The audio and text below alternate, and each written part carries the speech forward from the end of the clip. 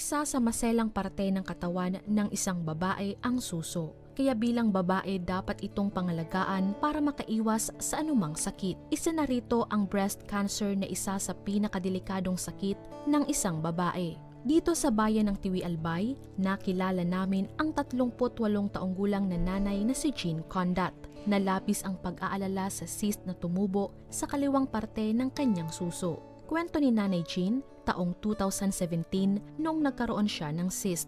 Buntis siya noon sa kanyang pangalawang anak. Doble pangamba rin ang nararamdaman ni Nanay Jean dahil breast cancer ang ikinamatay ng kanyang ina.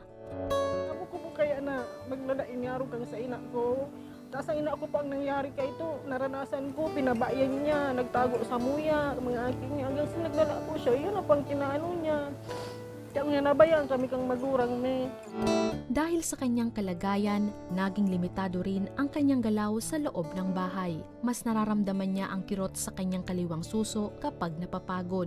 Hirap din siyang magampanan ang kanyang pagiging nanay dahil sa kanyang kalagayan. Labis na pangamba rin ang nararamdaman ni Nanay Jean dahil maliliit pa ang kanyang mga anak.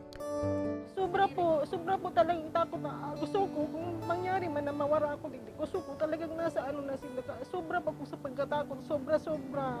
Wala pong halong karaw, talagang totoo po. Takot po ako na ininghilang ko ini namamati mo niya, maglala. Sabi po nga ni Baga, habang bako pa siyang malala, ipailing man ta, paano kung maglala na? Kahirap po kung mga aki. Isang magsasaka ang asawa ni Nanay Jean na tanging nagtatrabaho sa kanilang pamilya. Dahil dito, hindi sapat ang kinikita nito para maipagamot siya. Kaya naman, idinulog ni Nanay Jean sa Action Co Center ang kanyang kahilingan na mabigyan siya ng asistensya medikal. Ang major ko pong kahagadan, ini po, mapailing ko pa inis talagang espesyalista. Tapos kung ano man po ang mga laboratory na kaipuhan na iano po dito sa dugo ko, ano ko po, sa pag-agad ko po ng tamang. Dahil wala po nga kaming arog kayo ng pinansyal. Agad na inabot namin ang tulong pinansyal kay Nanay Jean. Kasama na rin ang food packs na makakatulong sa pang-araw-araw ng kanyang pamilya. Sobrang pasalamat ko po sa aksyon ko na tinawanan po ako ng opportunity na makadumam po na dahil na po ako mapila. Talagang schedule na po siya na matatawan po kami ng asistensya. Nagpapasalamat po ako sa aksyon ko sa tinaw po ining pagkakanin at least maski pa paano po makakatabang po ini sa maski diit lang po ini okay lang at least makakatabang po ining manimaray sa muya sa pamilya ko na po sa mga akik ko. Layunin ng programang Action Co Center na maipadama sa mga Bicolano ang pagtulong at mas lalo pang ilapit ang mga serbisyo ng Ako Bicol Party List sa mga nangangailangan.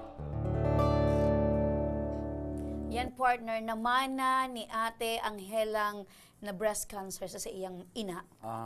Kuya, hereditary pala niyang hereditary partner. Kaya ngunyan, nasasakitan din sinda sa hindang pagbubuhay-buhay, kaya mamundo partner. Pero naging dakulang tabang asin pag-asa sa iya ang pagdulok or pagdaraning tabang kan Action Co Center. Oo, importanteng maray na siya namidbinan kan Action Co Center tabang ora mismo, and naduman pa ni Aika Perry, dawa puro paano partner sa mga siring kay na sitwasyon na medyo pigiling mong tagilid na ang mundo, magkakaigwa ka kipag-asa pag nakaulay mo ang mga taga-tabang ora mismo. Correct partner. Dakulang pag-asa ang bitbit sa iya partner ni Aika Ferry.